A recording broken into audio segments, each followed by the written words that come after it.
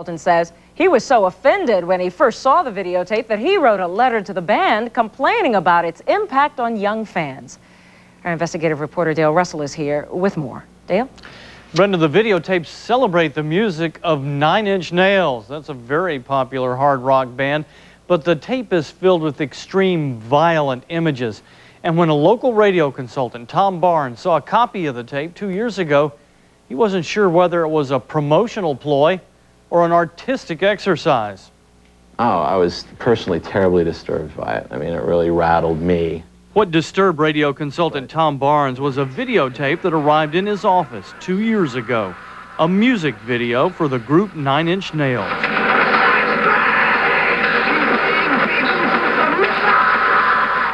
The video was for a song called Happiness and Slavery. The storyline: a man straps himself into a machine that slowly mutilates him. MTV refused to run it. Barnes, a national radio consultant for stations like 96 Rock, says he was so bothered by the violent images, he wrote a personal letter to Nine Inch Nails creator Trent Reznor.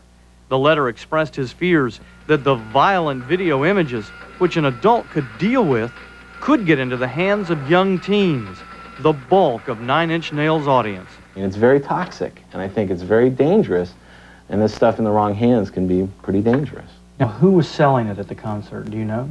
I don't know. But it was being sold as an official tape for Nine Inch Nails? Yeah. People who are really hardcore fans of it, you know, they'll just buy anything of theirs, you know, because they love them so much.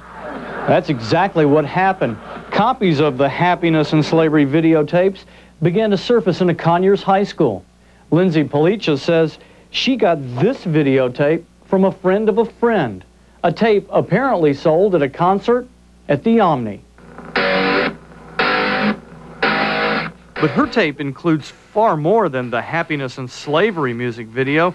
We can't show you all of the scenes from the videotape, but it contains images of graphic sexual mutilation, necrophilia, and cannibalism.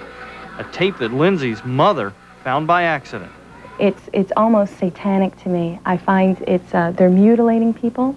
They're having sex with what I see to be a corpse after it's been mutilated. I just find it so disgusting. The man who created the videos as well as the music is Trent Reznor, former high school marching band musician turned bad boy cover boy of the alternative hard rock world.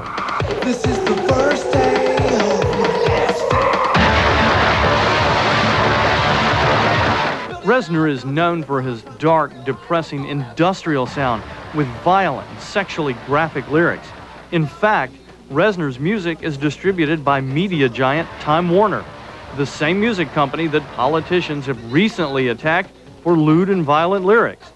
Reznor's publicist says he's not selling these violent videotapes and is not making money from them, but he is talking about them. In a recent Rolling Stone issue, Reznor told a reporter he'd made a video that was the most horrific thing you'll ever see, a tape that makes Happiness and Slavery look like a Disney movie. Reznor said that he wasn't going to release those tapes, but 2 years ago, Tom Barnes feared those underground videos would surface. When you guys called, that was the first that I'd heard of it, and it sort of gave me sort of a funny feeling in my stomach, you know, like, oh, it happened, you know, and something that I didn't want to be right about this. That's not something that I wanted to see. I wanted it to go away. Barnes says he will defend Trent Reznor's right to push the edge and express himself artistically. He talks of the responsibility of consumers and producers of art in a free society. But in the end, he fears these lurid images may be nothing more than a cynical publicity stunt. It becomes a marketing ploy, and if he knows that children are going to see that, and that's where the interest is going to be generated because it's even more forbidden for them, then yeah, it's very cynical, and it is, you know, in my mind, unethical.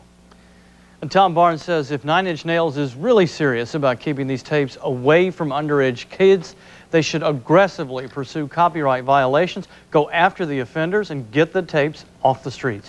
Both the police and the GBI have told me today, Brenda, that there's nothing they can do. It's one thing to debate about lyrics, but now to talk about the graphic sexual violence on videotape. And how does the band explain these tapes? Well, we tried to talk to Time Warner that distributes the music. We never could get a return phone call. Tried to talk to the band. We got kicked over to the publicist.